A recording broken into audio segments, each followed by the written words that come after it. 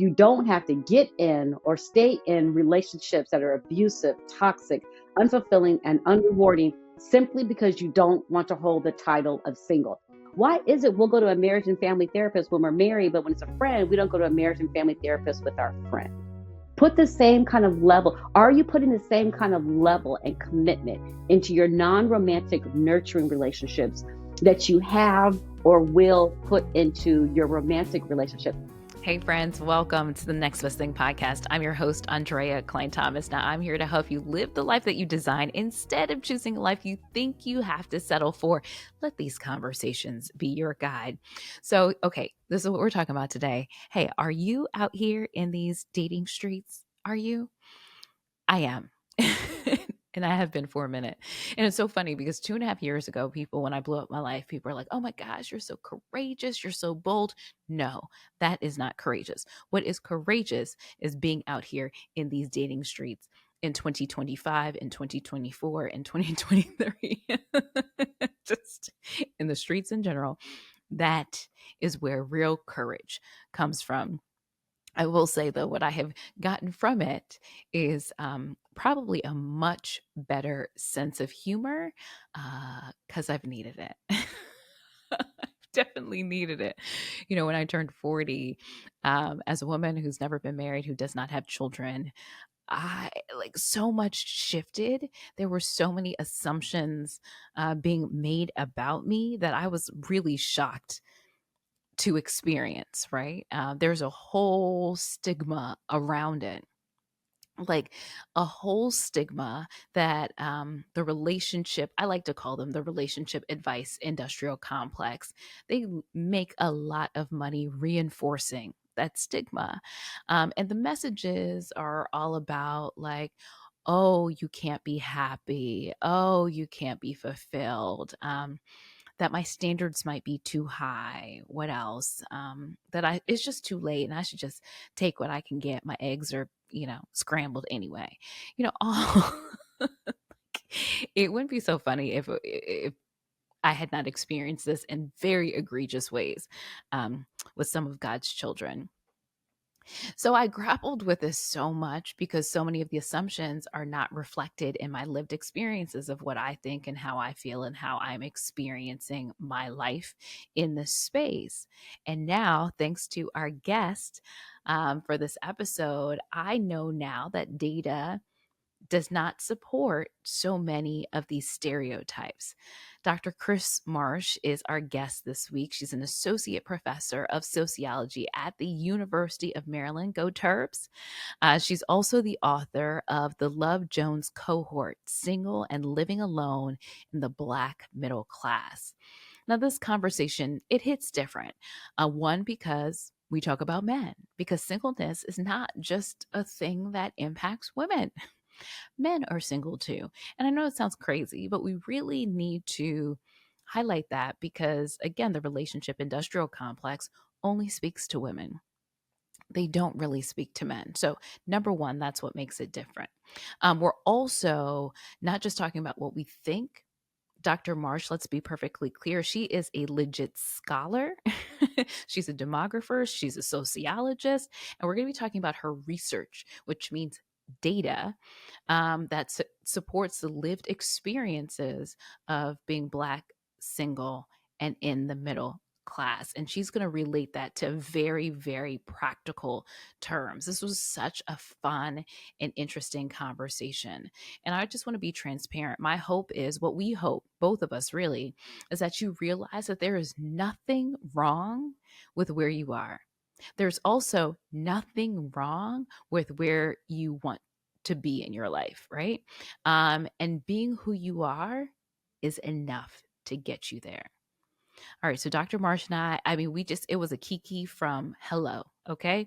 So we just went in and just dove into the conversation right out the gate.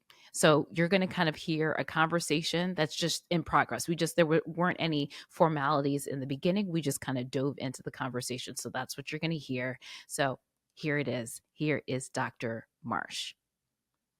It just never gets old to see people holding my book. When I first saw it happened in North Carolina, and somebody walked in holding my book, and I was like, well, they didn't went in my purse, took my book out my purse. It took me a moment to register that. But so No, you it bought the still book. never, it gets old when I see somebody else holding the book. It just We brightens my bought entire day. the book. Okay, we bought the book because, girl, Listen. listen. Okay.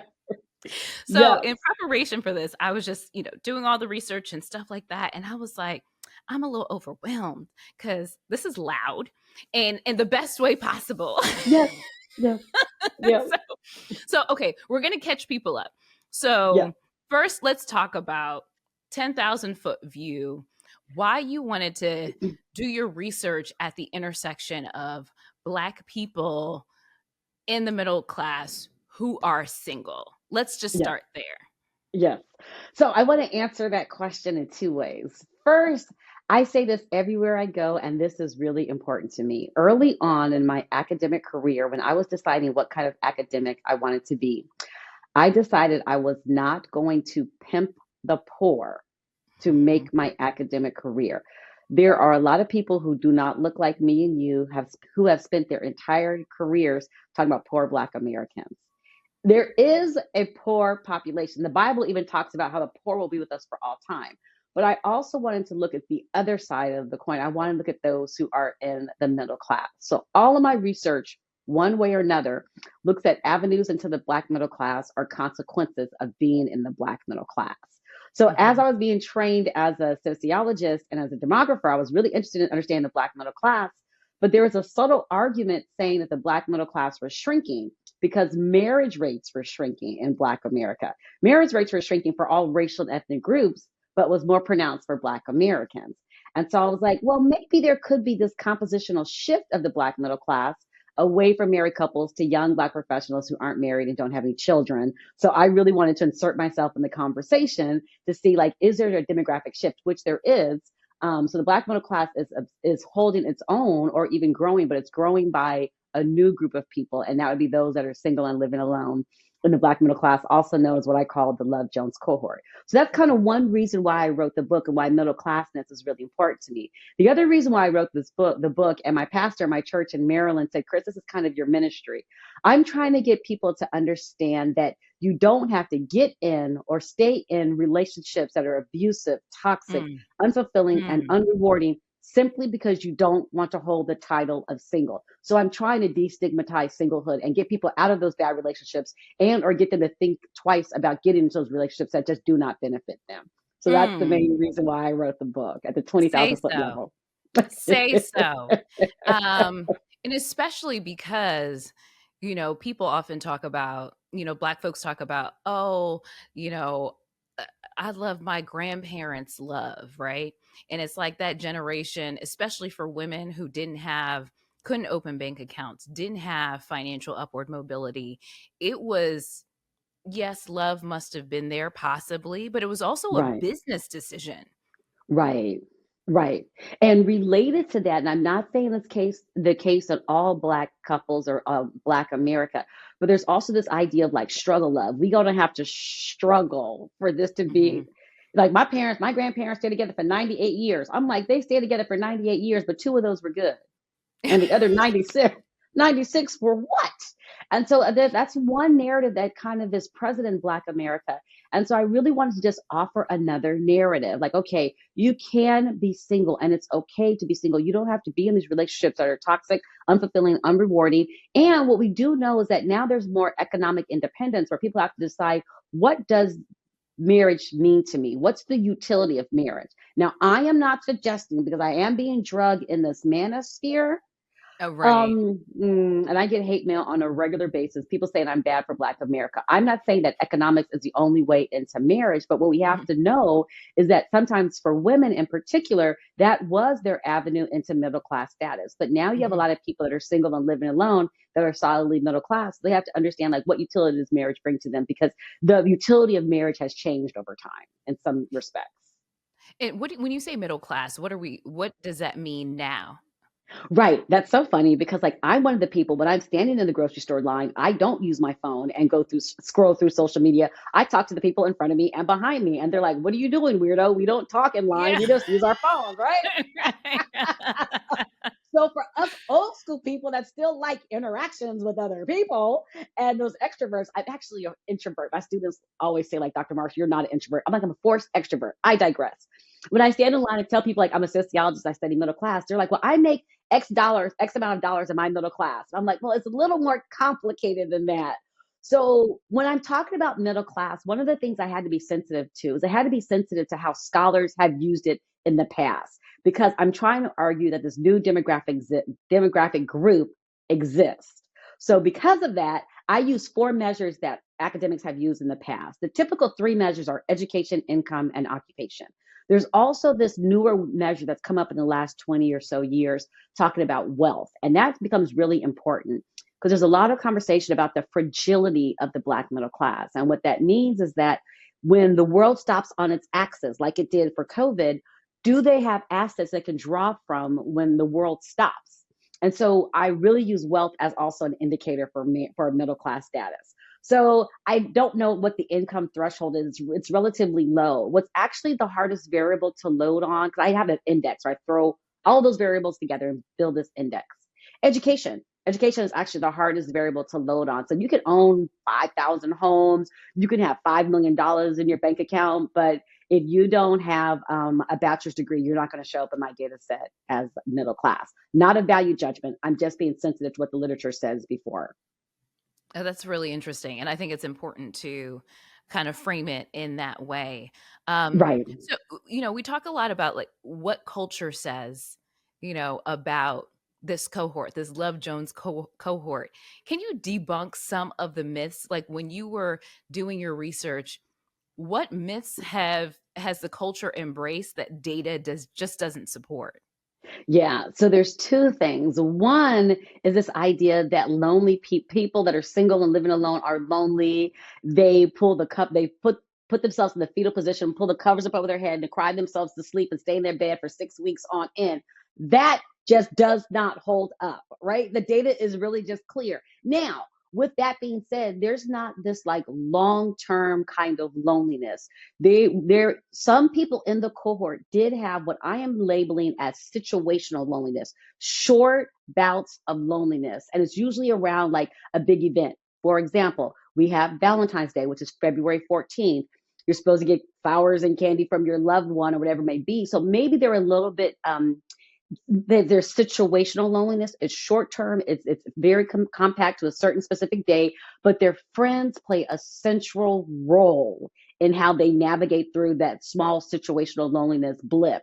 You also might see it around like New Year's Eve. Everybody's supposed to have somebody to kiss, but by and far, these people are happy. They're living full lives.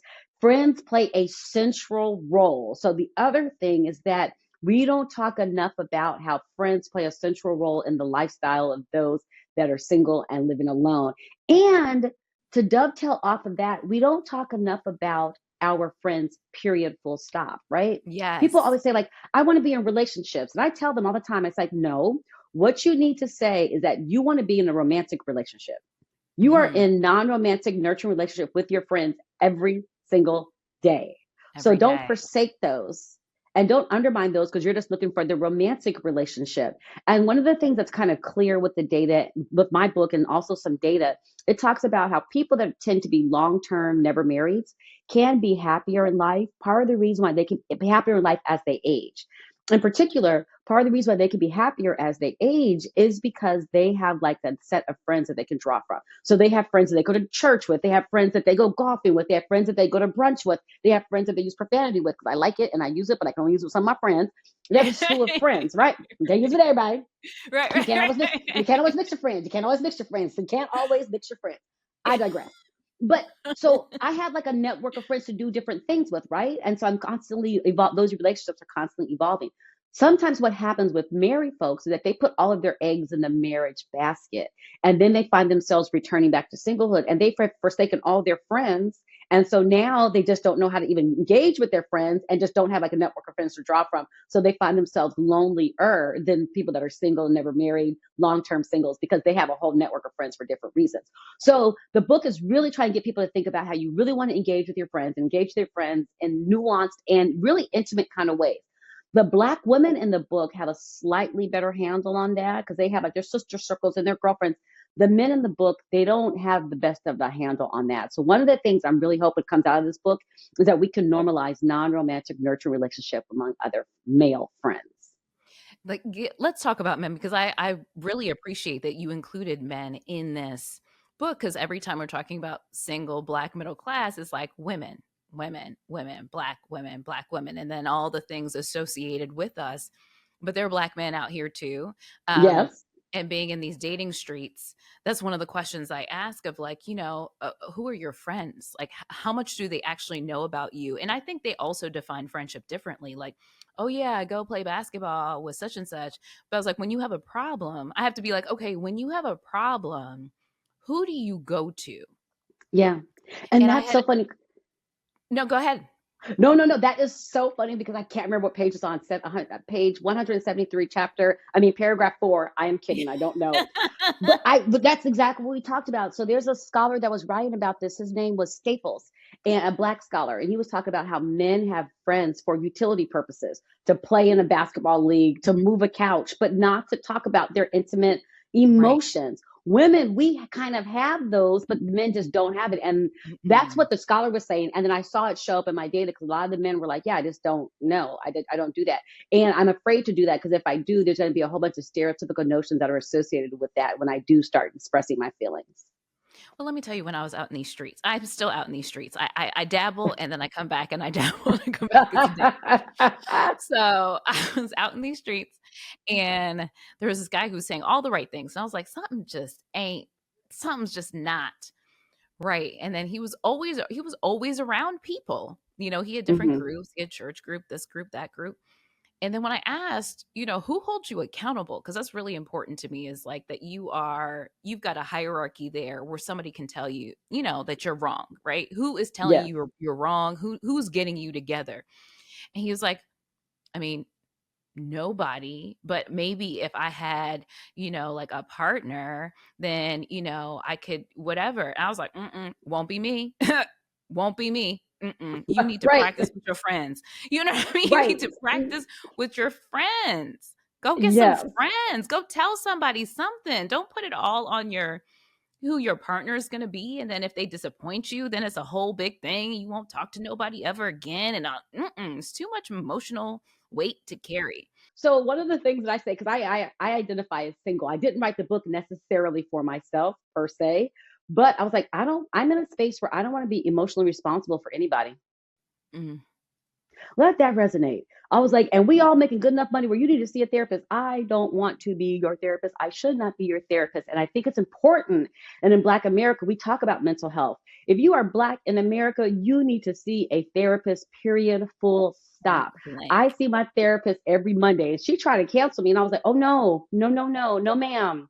If I if I work out every day, Monday through Friday, if I buy organic fruits and vegetables, overpriced organic fruits and vegetables, I'm checking in with you every Monday to make sure that my mental health is in a good space. If we just sit on the call and don't say nothing to anybody, I'm good with that too. But for me, it's really important that I take care of all of those aspects of who I am. And we sit there sometimes and be like, but it's important. It's important to me. It's really important to me. No, my therapist was on maternity leave. And so she just got back after 3 months. So I was like, I'm not going to nobody else because I can't start over and tell stories from the beginning. Like, I don't have the capacity for that. So I was just like, when she came back and, she kind of like, I thought I was going to catch her up and then, like say, these are my goals for the year. I thought it was going to be cute.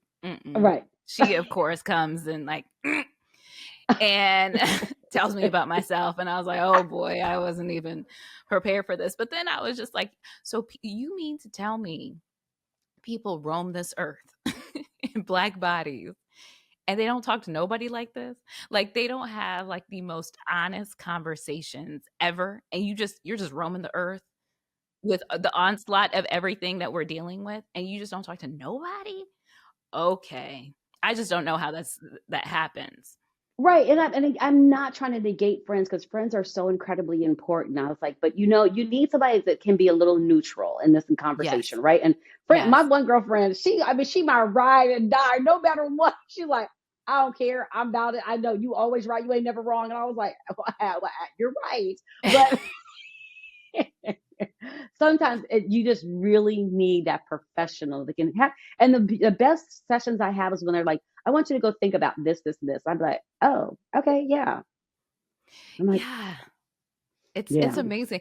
With friendships, it just doesn't, Lovey Ajayi and then I think Morgan DeBond talked about this, that when they posted about their weddings, the engagement they got on social media of like everybody like, oh my God. But when they post about their business or like launching something, it doesn't get as much like engagement in terms of like culture says that marriage is the ultimate goal, which is amazing and beautiful. I have friends who are married and they have amazing husbands, and it's wonderful. And male friends who are married too love their wives, are great when it's great. But it's like the value proposition is so different with me. Like I just feel like out in these streets, the moment I turned 40, everything changed. The conversations that men were having with me, it's like being 40, never married, don't have children, and the assumptions that were made about my joy, the assumptions that were made about my um like how many options I have. And I think people discount the option of, I'm like on the Scantron, right? Scantron generation D, none of the above is an right. option for me because I have agency, right? You Yes. know? And it's so funny you say that because I'm a professor at the University of Maryland, Hmm. and so at the end of the semester my students are allowed to ask me any question they want to ask me. Typically they ask me how much money I make, and I'm like, pay me more, Maryland. But Yeah, so right. two, I think it was 1 or 2 semesters ago, one of the black females in class asked me, she's like, "Are you really happy being single?" And I was like, "I really, really am." And people just don't buy that. And what's funny is that they think like, "Oh, she must be like a silent like serial killer. She doesn't want to get married or have children. She's going to kill her whole family." Like, no, I actually really like me. I say it all the time. I think I'm engaging. I think I'm mildly funny. I think I'm witty. I like spending time with me. And I'm not saying I wouldn't be open to relationships, but it just has to make sense. And there's not a lot of stuff that makes sense out here. And it's baffling when people are like, well, I really want to be in a relationship. I was like, but you can't even be in a relationship with yourself. So why do you think anybody wants to be in a relationship with you? I am fully embracing my relationship with myself and doing all the fun things and stuff that I want to do. Sometimes, I'm on my couch with myself watching TV. Sometimes I'm like, I don't want to hear my voice today. And I'm not. I don't have to be responsible for anybody else. And I absolutely enjoy the space that I'm in. Yeah. But it does come with some like cultural penalties. Hey, hey, I hope you're enjoying this episode. We're just going to pause for a quick moment so I can ask you, have you subscribed to the podcast yet? If not, if you just take a moment and do that really quickly, not only will it ensure that you never miss another episode, it will make sure that this content gets to so many more people. Help your girl and the algorithm out. I appreciate you. Also, new this year, very excited about launching the Next Best Thing community. This is where I will host hands on workshops with experts to help you get from where you are to where you want to be. This is where we do the hard work together so that in December we can look back at this and say, yeah, we did that. So let's do that together. Let's find our next together. To find out more, head to the show description for the link to sign up. All right, back to the episode. I never considered this until I started a business, and that's when I like probably felt the most single. In this space right now, I felt more single than I've ever felt in my whole life because of I'm just like, okay, starting a business is really hard for everybody, but it's just like I don't have somebody else's income to lean on. I don't have somebody's good health insurance to be on.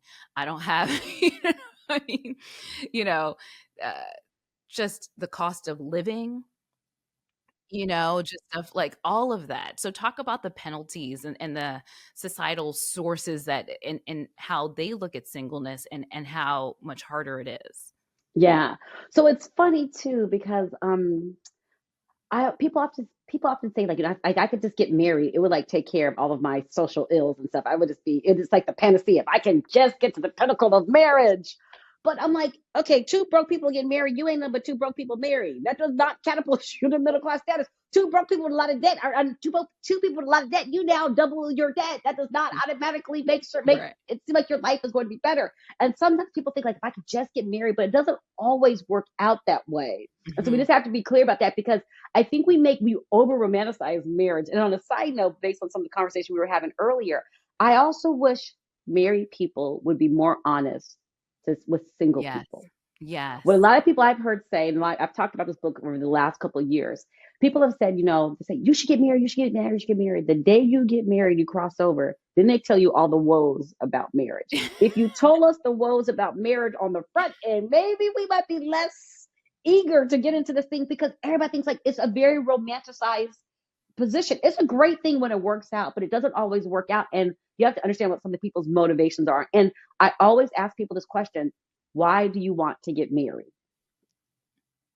Nobody asks them that. P.S. Nobody ever says, why did you get married? They'll say, why are you single? But they'll never say, why did you get married? I said that at the end of the book. I said, after reading this book, I hope you're just as likely to ask somebody, why are you married, as you are to ask somebody, why are you single? First of all, we don't need to be asking nobody. But if we're going to be asking anybody, let's ask everybody. When you only ask single folks, you still continue to privilege marriage.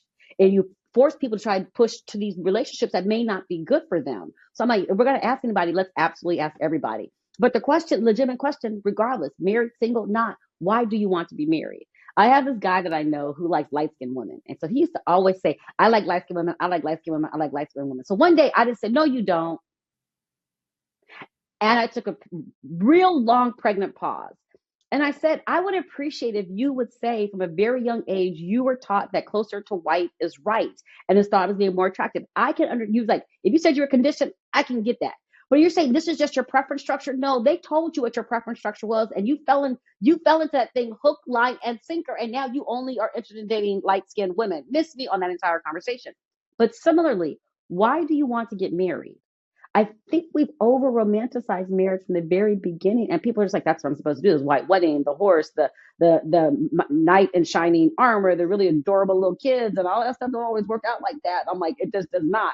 So that's just one part of the conversation. But to answer your direct question about culture and how culture thinks about singlehood, this is the part of the book that I really like, but it also is where I get my most pushback.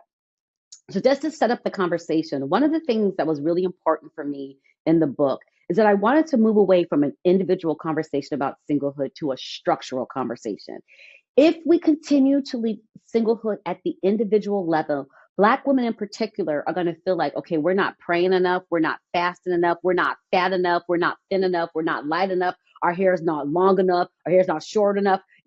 All these reasons as to why we're single. And so I am trying to offer a structural conversation, because I don't want to put the onus on Black women. I don't want them being upset like, okay, woe is me, I did something wrong. No, au contraire. What we have to understand is that structural forces have constrained our personal choices. If I were to say that a little differently, I would say we have to understand how racism has constrained our personal choices. If I were to then give you and your audience an example of what I mean by that, if I, Kris Marsh, want to marry another Black heterosexual man who has a PhD, owns his own home, and has estate planning, he's simply not there. So whether or not I, Kris Marsh, am single by choice or by force now, we have to understand that my dating pool is constrained. And if anything shy of that is like, oh, I'm doing something wrong, I'm not praying and fasting enough. No, I'm not doing that. So if you buy my argument that structural forces constrain personal choices, people are out here discriminating against single folks in plain sight. And that brings us to the term family. This is where I get the most pushback. So one of the things that I'm arguing in the book is that we need to redefine family. Why can't I be a family of one? If we use the Census Bureau's definition of a family is someone that you're related to by blood, marriage, or adoption. I don't have any of those, so I don't show up in the census data as a family. I show up in the census data as a household. And there's implications to not show up as a family. One that's really benign, but it's important. I want to get a discount on my one. Yes, I got the cover of my book on my phone. I absolutely do. Write a book and you will do the same. As you should. As you should. Come on. If you can't celebrate yourself, you can't wait. Listen, Listen, so I want to get the family discount on my cell phone plan. Something slightly more egregious, or less benign. Going on vacation. Single occupancy is more expensive than double occupancy. Structural forces have constrained my personal choices, and I don't have a boo thing. So you gonna charge me extra to be in the hotel room? Okay. And the last one that everybody on this call will understand and wrap their mind around is the tax structure. The tax There, structure. there is a single penalty built into the tax structure, especially for certain racial and ethnic groups. There's a really great book by Dorothy Robert Brown, and it's called The Whiteness of Wealth. And one of the things Dorothy argues is that we should all file our taxes as single. If we cannot file our taxes as single, my argument is I want to file my taxes as the Kris Marsh family and get the family discount on my taxes. People like are up in arms when I say a family of one. Like you got to be related to somebody. I'm like, I'm related to my whole entire network, but I want to show up in the data as a family. So my other argument, which I think is back to the struggle. Oh, and related to that, I'm a professor at the University of Maryland. I've given Maryland almost 17 years of my time, and my children get to go to Maryland for free if they're able to meet the requirements. They got to be able to get into Maryland. They can go for free. I don't have children. Somebody should get that tuition remission. I'm trying to work with Maryland now. Like, I want to give it to my neighbor's daughter's daughter. Right. And why can I not? So the other part is like, okay, if you can't be a family of one, because people push back on that, they like that term family. And I don't really care about the term. I want the benefits of a family. I don't care what you call me. Give me my benefits. Right. I think we should be able to make these augmented families. Getting back to the point about friends, how friends play a central role in the lives of singles. I have a dear girlfriend who lives in California. Her husband died, her son died. I have my goddaughter. My goddaughter is going to get some of my assets. And we're all aging. Aging is a real thing. I'm 51, and aging is a real thing. Late in life, estate planning and medical planning. Why my girlfriend knows more about what I want done, like for medical purposes, than my sisters know. So why can't we be recognized as a legal augmented family? Yeah. No, it's so true. I mean, it's tight, but it's right, right? It's like, why can't we? But we have a real antiquated way of thinking about family. Anything outside of that just doesn't fit. But this also gets back again to how structural forces have constrained my personal choices. Her husband died. Her husband passed away. I never had a partner or a husband. So why can't we now be recognized? So see, when Adoria becomes my daughter legally, I won't have to pay some of those taxes that when because she's gonna get my assets anyway. It's gonna be clear. It just doesn't make sense. And some of these terms are very antiquated, and we have to understand that singlehood is on the rise globally, and culture needs to pick up. They need to pick up and come. They need to pick up to where we are because they're just lagging behind. Social Security is another example. If you don't have a partner, what happens to Social Security? I don't work for that Social Security. Nobody's gonna get that. It's wild. And even where I had the issue was bereavement leave when I was in my 9 to 5. And so when my uncles died, they're like, oh, they don't qualify as family like in your bereavement leave. And I was like, first of all, that's a European idea. Like over here, like my family's African, like that's as close as fatherhood, right? Like that is not just some person over there. Is we were over at their house, they were over at our, like they are in the fabric of our family. And I was like, who is saying what family is and is not? And why do I have to adhere to your idea of family to say, no, I'm going to be out. I'm not asking you. I'm telling you, I'm going to be away. I just happen to give you a reason as to why, and y'all can figure out what the policy is on your end. But you can't tell me, like, oh, well, you don't have any of the days, or no, I'm taking bereavement leave because my family has passed away. Type it, and that's the first time I ever confronted the whole, oh, somebody else gets to tell me what family is. Yeah, no, just absolutely not. No, ma'am. No, sir. No, no, no, no. And I do appreciate is like how we integrate with kind of traditional structured families. So like one of my best friends has 3 kids. I love them. Their pictures are all in my phone. They're on my refrigerator. I'm going to school events. I'm going to special friends days. All the things. I'm going to the Christmas pageant, all the things Yes, with the yes, yes, grandparents yes. and all. Love Yes. it. And it's like, I'm a core part of their, like they are my family. you know. And I have another friend who's married, and we just hung out. We live in different states, and she was just like, "You are the love of my life. I am the love of your life." Like, like, and I was like, "Yes." And you're still married. It's like I Right. appreciate you talking about it in that way, and how friendship is just a really core function for any, just in terms of us being humans in everything. Right. But then, I mean, and just like on a very just kind of functional kind of way. But if something were to happen, God forbid, it's like either one of you, if you're not on the list as like the immediate family, do you get to go visit them if something happens to them? This is ridiculous. This is utterly ridiculous. So we need to be more expansive in the way in which you think about family. And I do get some pushback. People are like, you're bad for Black America because you're out here saying Black women don't need a Black man. I've never said that. But because I'm saying, like, let's be more inclusive of the term. The term is very heteronormative: mother, father, 2.5 children, and a black picket fence. And that's just not getting us to the beautifulness and the celebratory nature of the different kind of families that we in Black America have had for years and are continuing to have. I want to go back to something you said where you're talking about, like, if you wanted somebody who had a PhD and a home and family planning, that just the pool isn't there. Is that Should that encourage Black women in particular to open up their horizons and broaden out the pool in which they are hoping to, you know, source a partner from? What are your thoughts? Absolutely not. So I, Kris Marsh, am not a big fan of interracial dating. That's just my preference. And Okay. I'll go on record. There is nothing like a Black man. There is nothing like a Black man on this planet. So I'm not interested in interracial dating. Now, if anybody else wants to do that, do not say Kris Marsh endorsed that, but you do you. I'm not going to police you. Here's one of the things that I think is really important. There's two things I want to say. One, I'm not policing Black women. Do whatever you want to do. You, again, they tell us how loud we can be, how loud we shouldn't be, how big our butts should be, what we should listen. It's exhausting. We are under surveillance under every aspect of what we do.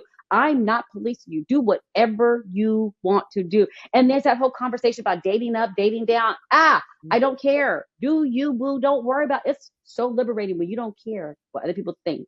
Yes. And once you turn 50, you get there. You do not care. You do what you want to do, and you absolutely do not care. But for me in my house, interracial dating is just not my thing. But here's one of the things we have to talk about, and the book talks about this. I can't remember what chapter it's in.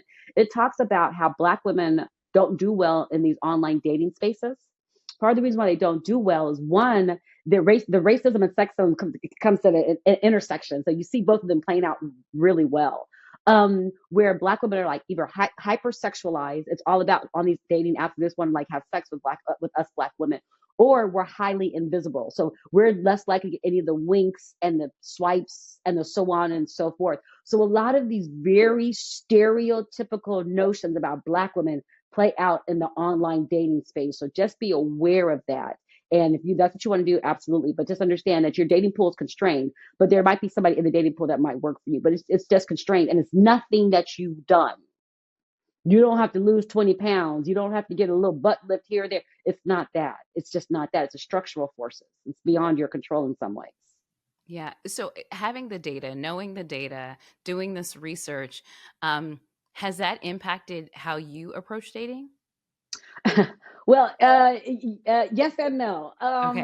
So it took me 7 years to write the book, so it's kind of like, oh my gosh, it took me a minute. I was like, after I wrote this book, I was like, I never want to talk about this ever again in life. And Here here we we are, are. years later. Listen, I was in the UK. I was in the UK last week. I'm going to. I listen. I'm like, it's yeah, because I kind of thought like once I wrote it, I'm done. Oh no, that's what everybody else wants to join the conversation.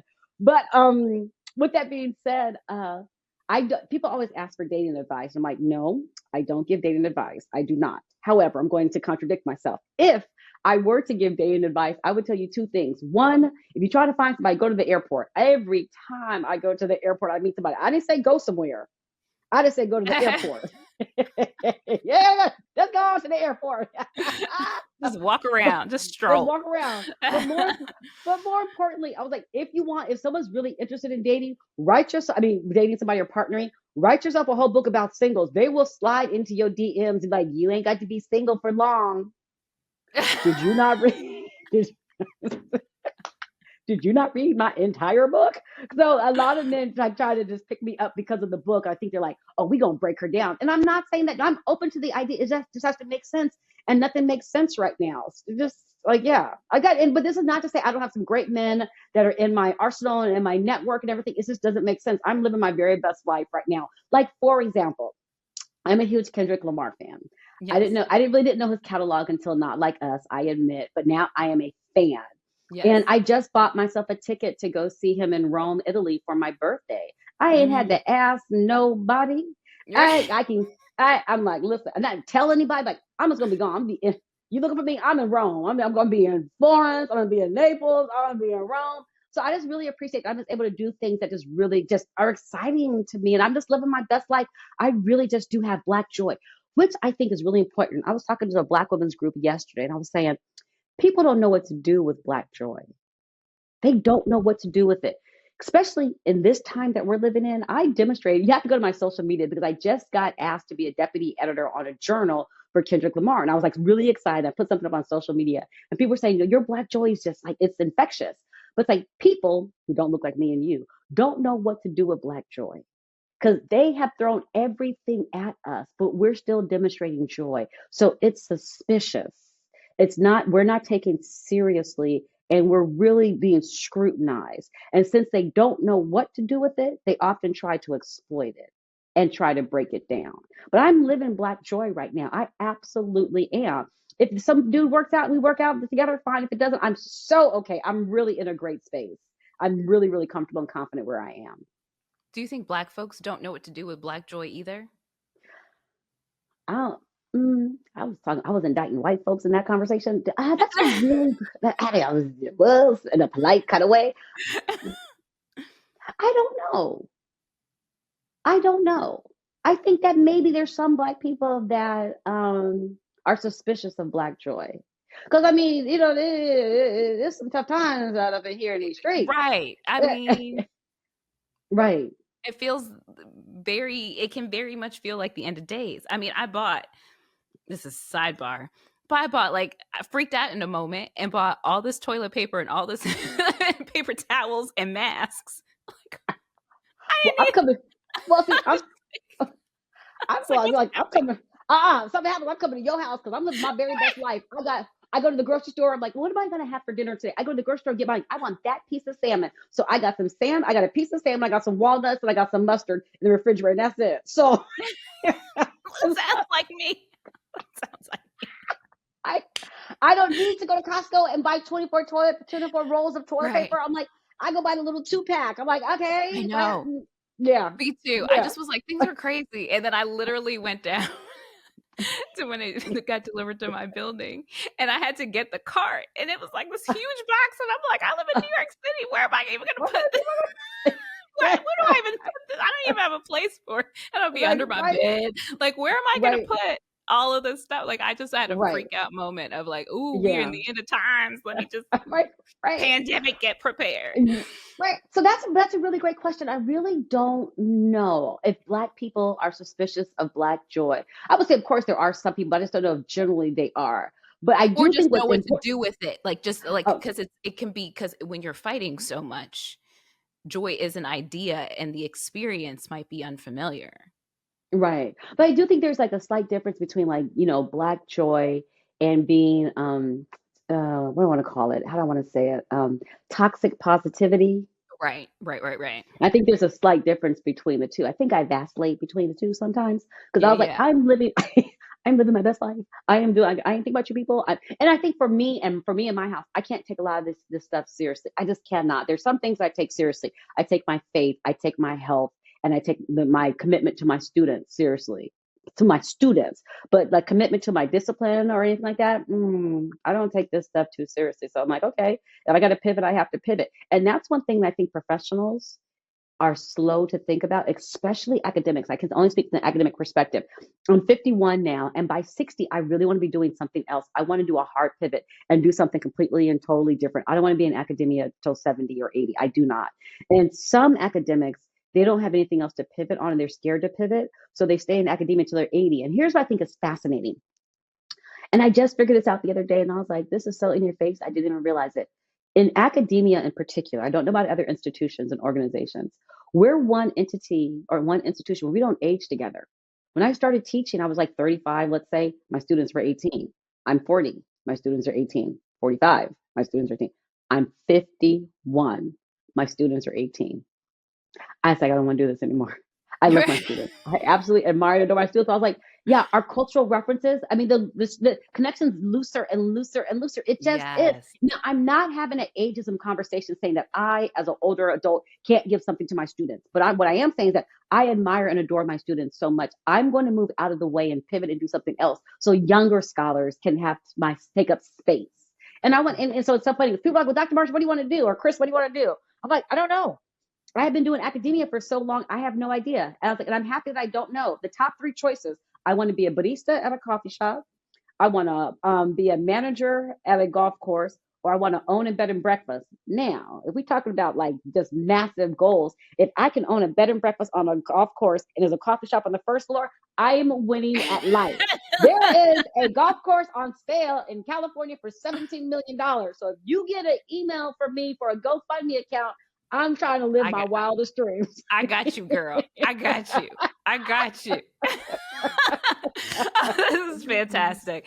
All right. Our last segment is called Act Up ACT. Those are my initials. And we talk about how to get from where you are to where you want to be. And so this one's a little bit different in that I really want, what are the questions that whether when it comes to, I guess, approaching, fostering, or thriving in healthy relationship, because that's really what this is about, is relationship, being either in a relationship with yourself, a relationship to others, and however it's defined.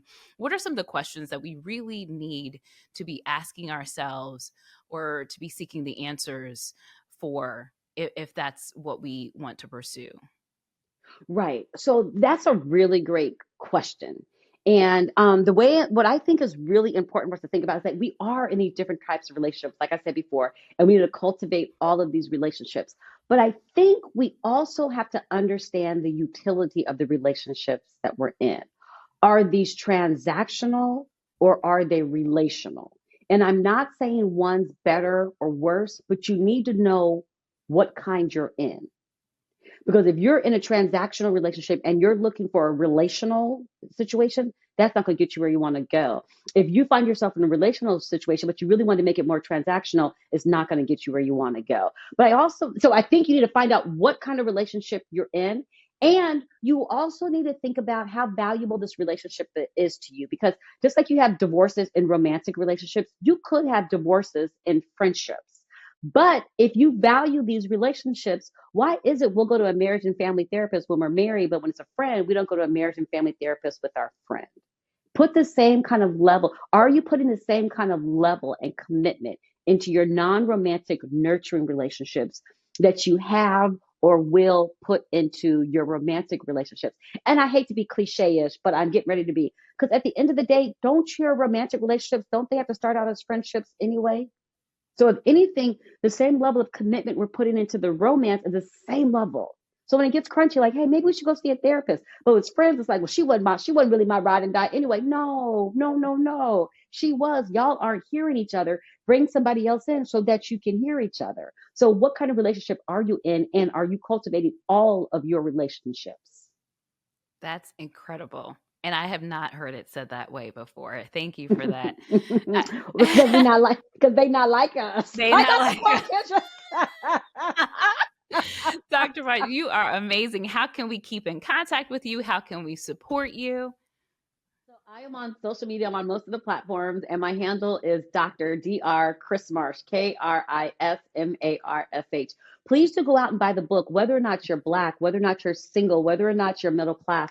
The book can resonate and will resonate with everybody. Two quick things about how to read the book, though. So when I wrote the book, I wanted to start the book in chapter 2. And my book is written by produced by Cambridge University Press. And that's one of the top academic presses. So yes. I didn't want to have like a deep theoretical section. And I say this everywhere I go, and I hope you understand what I mean by this. I wrote the book for Pookie and them. So everybody got a cousin Pookie in their family. In Black America, we call them Pookie. I don't know what you call them in other racial, other groups, but everybody got them. So don't act like you don't know who I'm talking about. But if cousin Pookie and them are on the side of the road talking about these demographic terms, then that's a win. I was not writing this book for my colleagues because I disenfranchised an entire group of people. So I submitted the book to Cambridge University Press, and I also say it's a politics of citation. I'm citing black scholars that talk about black families. Mm-hmm. So I submitted a book, and they're like, we are Cambridge, and we don't have a theoretical section. So the introduction and chapter 1 are heavily theoretical. If that's your jam and that's your get down, you're going to have fun in those chapters. If you like me, just kind of get the general argument, yeah, and move on to chapter 2, because that's where you start to hear how I really wanted to write the book and how I really wanted to talk about the data. Also, the footnotes. Please read the footnotes, because my editor, because I have an editor that helped me write the book, and people don't always say that. Those words did not just flow out of me. I had somebody help me with those words. So anybody can write a book. Get yourself a good editor. My editor told me I go off on a tangent. Can you imagine? Come on. They said you go off on a tangent. If you find yourself going off on a tangent, put stuff in a footnote, but please keep it to a minimum. I believe I have 122 footnotes because I had some tangents. I had some tangents I wanted to go off on. So please just buy the book. Please buy the book, read the book. And if you found something in it that intrigued you or you learned something, please do email me, call me, hit me up on social media, let me know what you thought about the book. Oh, this is great. This is great. And thank you for writing this book. Thank you for entering the conversation. I think there is a relationship industrial complex that's unhealthy for Black women in particular. It's geared towards us and speaks about us in really harmful ways. And you've normalized our experiences and then steeped it in data, which is, I think, really helpful to have the conversations that align with our lived experiences, as opposed to being caricatures on you need to do this and you need to do that and then wait this many days and then do this. And it's just a lot. It's a lot. It's a lot. So I appreciate you so much for writing that and for chatting with us. Yes, it's such a pleasure to be on with you today. Thank you so much for having me. Thanks for listening to The Next Best Thing with Andrea Cline-Thomas, a Mountain Court Media production. The music was written, recorded, and produced by Gavin Casey, also known as Dark Purple. Now, if you like what you heard, please subscribe, give us a 5-star rating, and comment on your favorite podcast platform. And don't forget to share it with friends. I hope this episode helps you on your journey. See you next time.